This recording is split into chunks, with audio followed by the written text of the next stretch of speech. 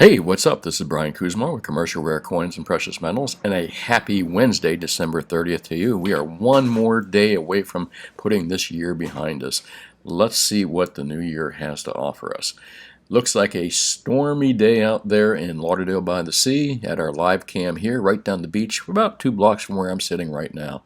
Weather's nice, 75 degrees out, but take a look at those oceans. Stormy as hell, and I can guarantee you, because I am a boater and I go fishing offshore here, way out here, where you can't even see the land, it is much bigger out there in the Gulf Stream. And you know this if you live in Florida, but if you don't, a little bit of cool information there.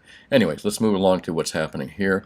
And I thought for a little bit, what is the best picture I could put up here that would describe what we're looking at right now? And for some reason, I don't know why, but this came to me. Basically, this is us here, the rider, and this is gold and silver and platinum right here. The horse or the bull, looks like a horse, a bronco, that's about to leave the gate. And that was my thought there, is although I was kind of looking for a bull, I'll take the horse here. So the bucking bronco is what we're looking at as precious metals people this year. And it'll be a wild ride, but overall the ride is upwards. We are going to be the winners in this deal here, and I'm pretty certain of that. Interesting article here by Reuters, whatever the hell they are. I have fact checked this, by the way, too. So, gold price jumps as dollar edges lower. Well, no crap. Anyways, it seems like they actually got a bright guy at Reuters, Sharansi Singh, that kind of nailed it correctly here. That the reason gold has been jumping and the reason that we've seen decreases occasionally is overall dollar strength or overall dollar weakness. And overall, the dollar is weak. It's a fiat currency. Of course, it's going to be over time. It's going to slowly become worth less and less, and we all know this, particularly with the kind of spending they're doing. But nice to see Reuters actually kind of hitting it right. Again, what we've been talking about for months and months on the show is the inverse relationship between the dollar and the gold price, the true relationship out of all of them. And let's take a look here. Laurie Williams, Sharps Pixley, bullion brokers out of London.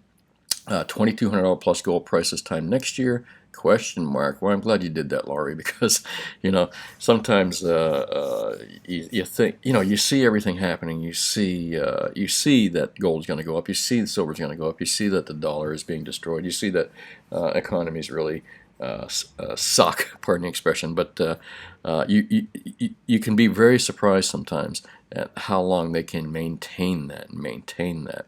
And as I've always said, never underestimate the people that can print money, because they can print money.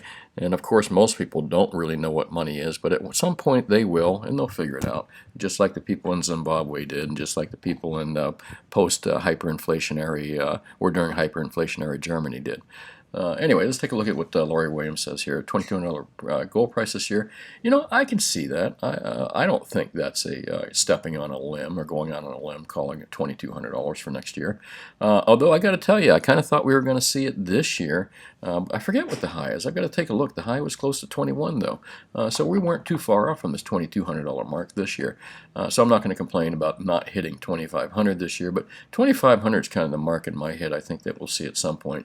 But 22, I think that's a conservative, and Laurie, you could remove that question mark possibly, and I don't think you're going to look bad. So, and as Laurie points out, price forecasting tends to be an invidious exercise. My forecast just over a year for the precious metals, although decently positive, mostly fell well short of eventuality. In eventuality, I'm not quite sure what Laurie meant by that, but then who would have predicted the distorting effects of COVID-19 on the coronavirus pandemic on the markets? Well, I pretty much predicted it at the beginning of the year. I saw what was happening. I saw what they were trying to do with this virus. So it was predictable, unless you had your head up your ass or buried in the sand. Even so, with the likelihood of my latest forecast being open to question or even ridiculous from some quarters ahead, and I'm not going to ridicule a $2,200 forecast. I think that's conservative, actually, for next year. And after this event, I'm making my Christmas prediction for precious metals. Anyways, kind of interesting that Sharps Pixley, and they're a big bullion company out of London, one of their experts or people that write for them, sees a conservative $2,200. I think that's true. And, oh, hang on, I'll go down here too. I'm going to look at the rest of their predictions here. I think silver, they're predicting silver at 31 bucks here, December 31st, $32. I think that's a very conservative estimate. However, I'm cool with that. I think we'll see over 30 this year for sure. And again, I think we're going to see way higher prices. Silver's hit $50 an ounce twice in my lifetime. Once in 1980, but that's $1980, which would be equivalent to $500 silver now. And then again in 2012 when it hit over $50.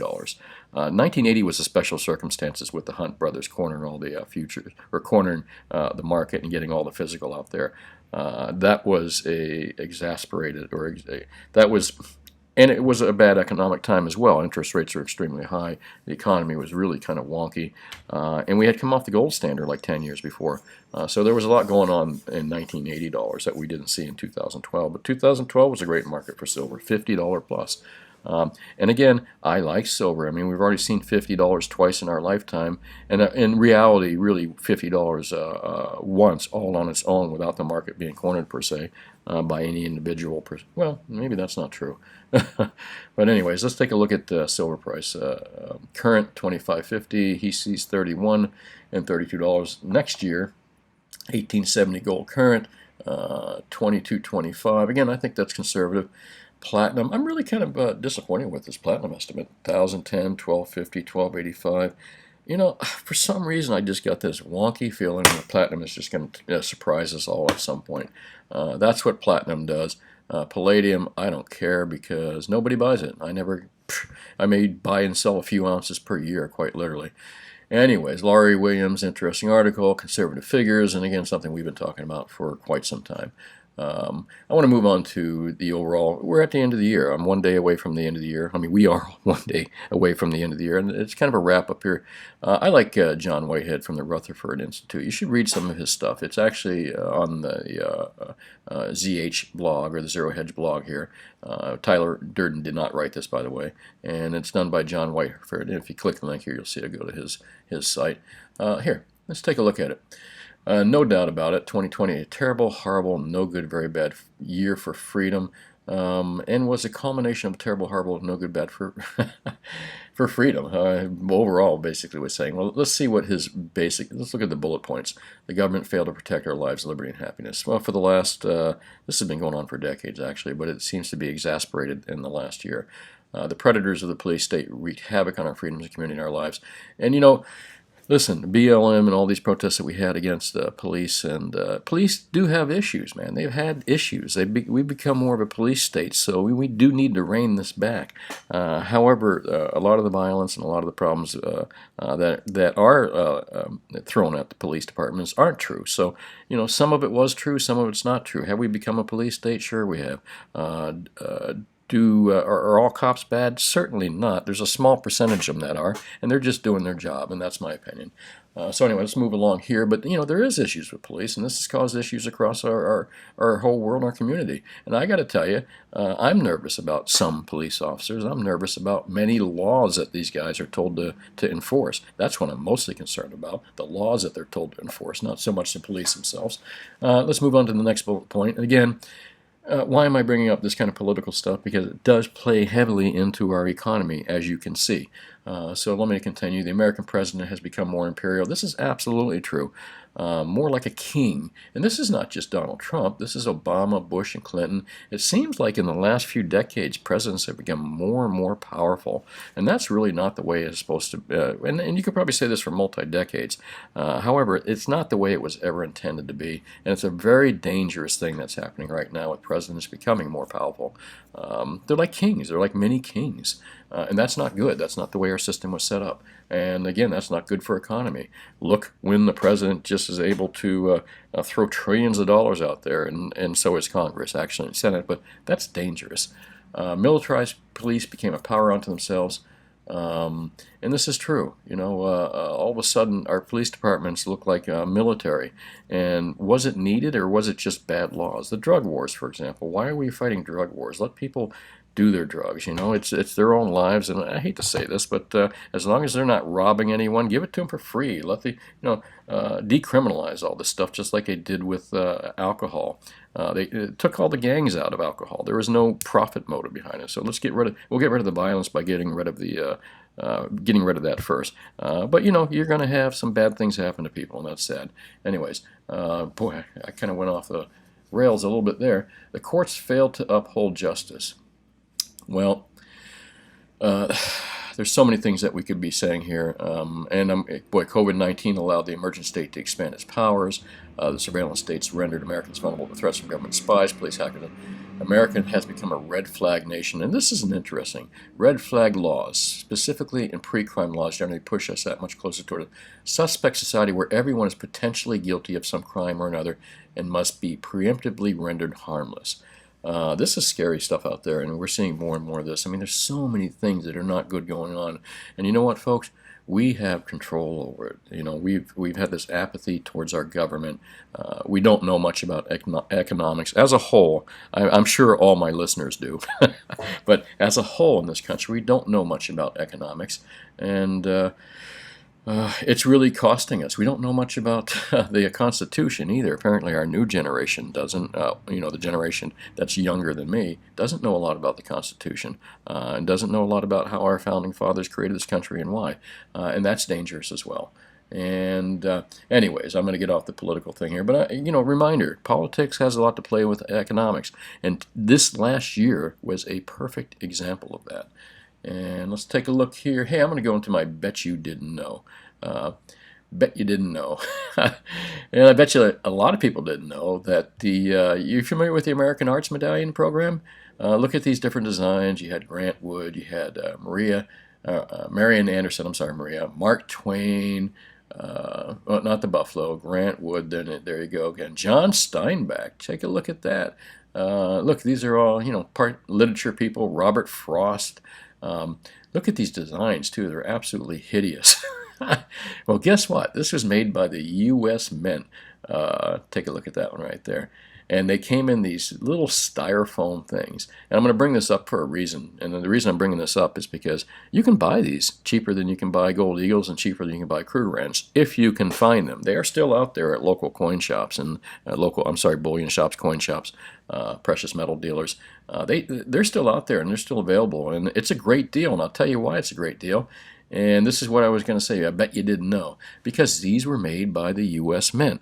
The same exact people that make gold eagles and silver eagles. And they actually are very similar in size, and the gold content is exactly the same. So they are, other than design, they are exactly identical to American eagles. It's just the date and design were different, but the size, the composition, everything is the same as American Eagle and made by the same people, the U.S. Mint that made American Eagles. I'm going to give you a little bit of information on this, and you can read more yourself. I fact-checked Wikipedia as well, so hey, I like to fact-check these guys. American Arts Commemorative Series medallions. They were sold in the United States by the U.S. Mint between 1980 and 1984. They were supposed to compete with the South African Krugerrand. I can't tell you. The Krugerrand is really the king out there, man.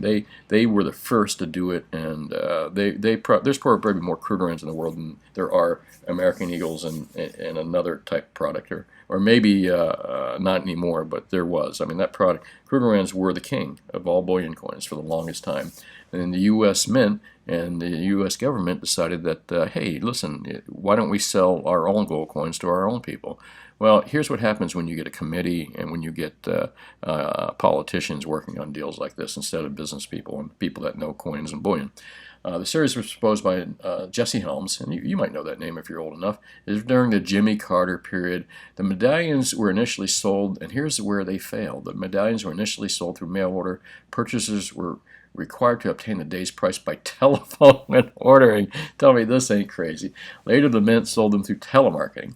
Mintage ceased after 10 different medallions approved by Congress. Mintage didn't cease because they ran out of designs, because the designs were freaking butt ugly. Even the Krugerrand had a nicer design with that ugly old man on the back of it, Kruger, whatever his name is. All were struck at the West Point Bullion Depository. So, I mean, they were struck here in the United States by the U.S. Mint. The series sold poorly, prompting critics to blame the involved process which they were first marketed. And that's exactly what it was. They were marketed poorly. You had to call on the phone, and you had to get them through the post office. I'm not even quite sure how that worked. And let's see. Well, anyways, that's really about it. And I'm going to encourage you to read this. And oh, again, the reason I brought up the American Arch Medallion Commemorative Series is because you can buy them a lot cheaper than you can buy Gold Eagles and Krugerrands for. So if they're available, ask your local dealer for them. And other than these, still the best, mostly widespread product that is easily available out there are two things. Right now, it is Krugerrands are still the king as far as price goes. They're cheaper than Maples, cheaper than American Eagles, and they're just as good. And they're same. Remember, the American Eagles, the Grant Wood here, the original American Eagle, copied the Krugerrand in weight, size, shape, and carat and purity and everything. They copied them. And we copy the Krugerrand, more or less. We just have a different design on our coins. So Krugerrands are still the king out there, and as far as price, beating the prices on American Eagles and Buffaloes and Maple Leafs, they are still the cheapest. The other best deal out there happens to be just the opposite. The U.S. Mint makes the other best deal in silver right now. And what is the other best deal in silver? Well, it's not Silver Eagles, folks. It's U.S. 90% silver coin. So if you want to get silver at the cheapest possible price and get more bang for your buck and buy more silver for your buck, stick with 90% U.S. silver coins. And yes, those are made by the U.S. Mint. So anyways, this is Brian Kuzmar with Commercial Rare Coins and Precious Metals. Again, man, I get a little long-winded and I forgot to talk about the gold price and silver price. This is the whole reason I'm here. Sorry about that, folks. I even lose track of myself. Let's take a look here and see what's happening. I'm going to just kind of look at it. It's kind of sideways action, not much going on. We haven't seen that big up for the Christmas and holiday season. And again, we haven't seen any monkey hammering, so this is a good thing. It's kind of steady as she goes, as I often say. Let's take a look at world spot prices here. 1877, which was about yesterday, to 1888. So we're working like a $10 window. It says $6 there. Silver holding on very strong to that $26 level. I'm liking it. Let's see what happens after the New Year's. If silver holds on to this $26 level tomorrow, you're going to look from beginning of the year to the end of the year, silver's performance was excellent. And we're not going to complain about gold, even though it's off its highs. Also excellent. So the performance of gold, silver, very, very well. And quite frankly, I can't remember where platinum started at the end of the year, but I still think it was in the $800 range. So platinum's doing okay as well. Not as good as the other metals. Very surprised at that. Again, I think platinum's a great deal at that price. I think silver's a fantastic deal at anything below 30. I think gold is a fantastic deal at anything below 2,000. And, buy the dips, as I always say.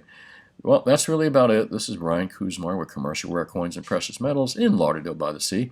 Man, we got one more day to go before our new year, and I hope it's a happy new year. But again, if you own gold and silver and platinum, I think it'll be a happier new year than most people that are sitting on fiat currency and fiat cryptos. Sorry, that was a cheap dig, I know. Anyways, thanks again. We're open 10 to 4 Mondays through Fridays, although this week, New Year's, I will be closed tomorrow, Thursday, and Friday. We reopen next Monday, our regular hours again, 10 to 4. Call me anytime at 954-493-8811 for live spots or whatever else you may need. And hey, listen, really appreciate you watching this show or listening, whatever it is you're doing. And thanks. Again, I really appreciate it. Hit the like button if this is your first time. Make sure you subscribe to my videos. That I appreciate just as much too. Hey, thanks. Talk to you tomorrow, and have a great day.